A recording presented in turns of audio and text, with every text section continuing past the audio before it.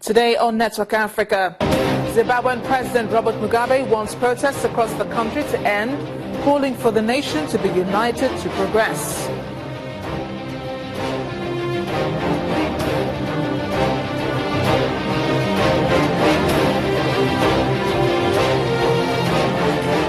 Then Rwanda's President Paul Kagame proves the AU passport is a legal document, showing off the first stamp on his passport.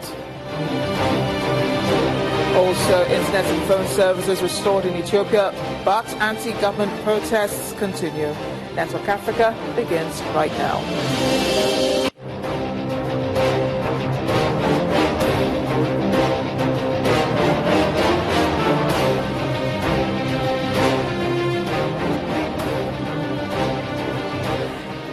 Hello everyone, I am Amarachi Ubani. Before we get into the program, here's a review of other major headlines on the continent this weekend. A prison service spokesman has revealed that Oscar Pistorious had been treated in hospital for wrist injuries on Saturday. He adds that the jailed South African track star had denied trying to kill himself. The multiple gold medal winning Paralympian, serving 6 years for murdering his girlfriend on Valentine's Day 2013, was returned to his pictorial cell after the incident. The Department of Correctional Service described the athlete's injury as minor. Pistorious had his sentence increased from 5 to 6 years in July, a term the South African prosecutor who sought 15 years called shockingly lenient and would appeal against it. Elsewhere, United Nations peacekeeper was killed and 4 others wounded on Sunday when their vehicle hit a mine in Mali's restive north. The attack on the vehicle, which was escorting a logistic convoy, occurred in an area where Islamic militants group are active. About 2 hours later, another mine exploded near a United Nations peacekeeping vehicle 2 kilometers east of the mission base in Kidal, but only caused material damage. According to site intelligence group, Islamic militants group Ansar Din claimed responsibility for the mine attack. Finally, Zambia's main opposition leaders accused the government of using repressive laws to restrict its election campaign and said violence by supporters of the ruling Patriotic Front would prevent Thursday's poll from being free and fair. Just to tell President Lungu to provide leadership to end violence in our country, to allow conditions to prevail that will allow for free, fair, transparent, credible elections. It's a minimum. It's a bare minimum.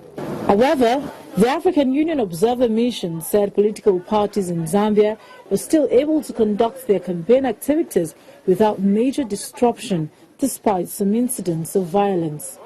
Zambia holds presidential and parliamentary elections on August 11th.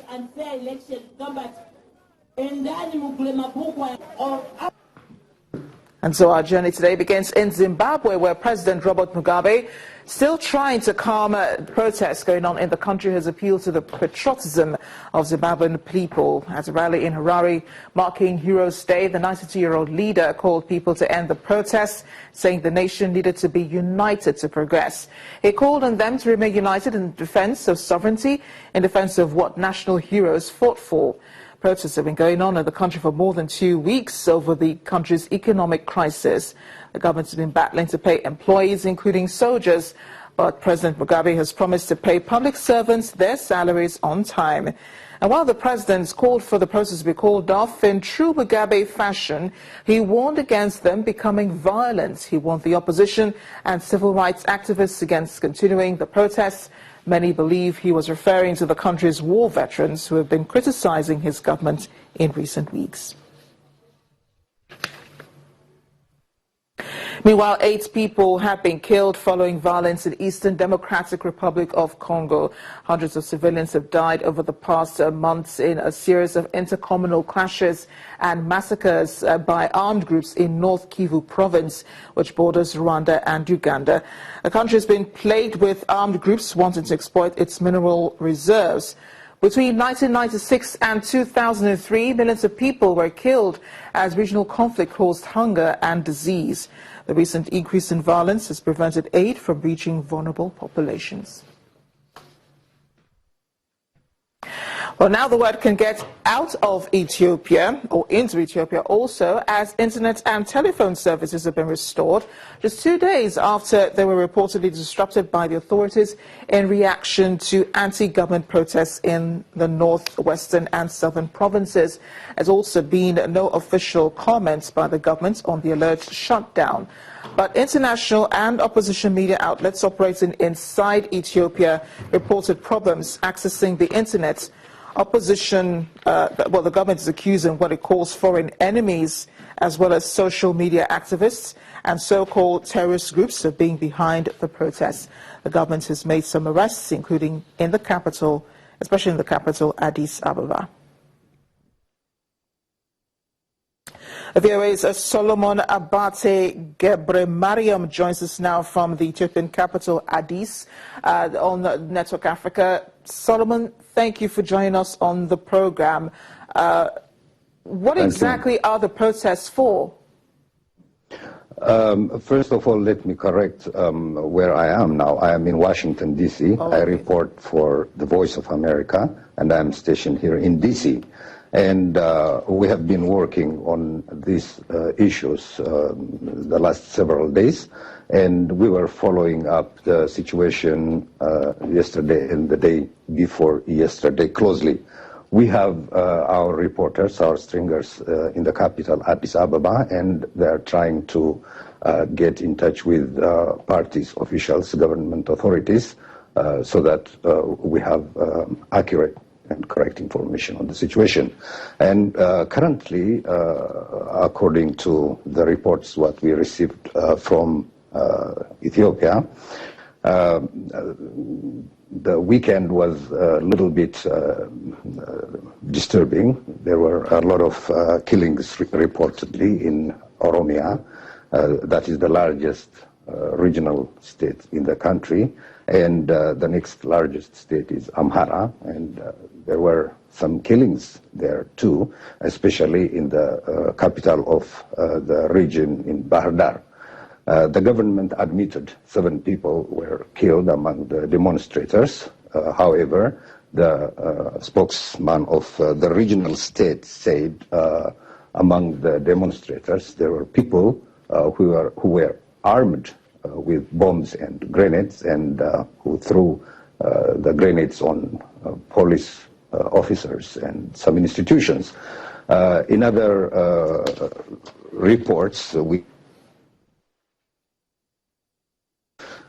two major opposition parties who outright spoke against the attacks by the government's security forces who killed 7 people, and they condemned the killings and the attacks. They said the government didn't allow them to take onto the streets to express their grievances, so the demonstrations, which were called by the Blue Party, which is one of the legally registered parties in the country, called off its demonstrations that were planned for yesterday.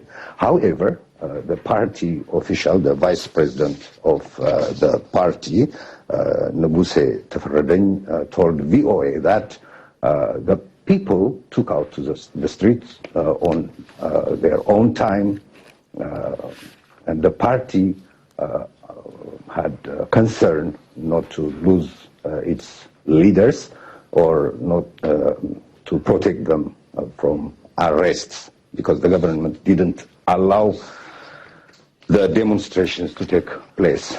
So how often are protests? How often do protests occur in Ethiopia? Because we understand the government is quite wary, must say, of people speaking out against the government.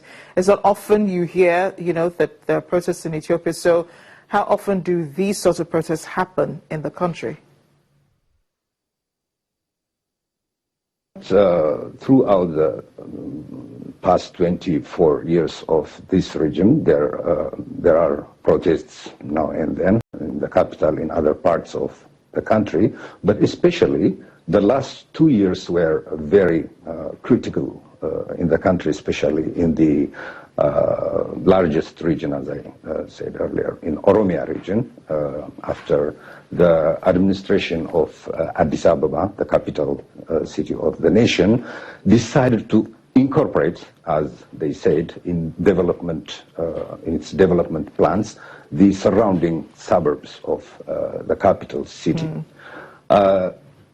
People fear that the opposition, fear that, and the protesters. The viewer is Solomon Abate Gebri Meriam. We thought he was joining us from Juba. He happens to be in Washington. When Network Africa returns, we're cheering the team from here. But how is Team Nigeria doing in Rio? They join us again to find out.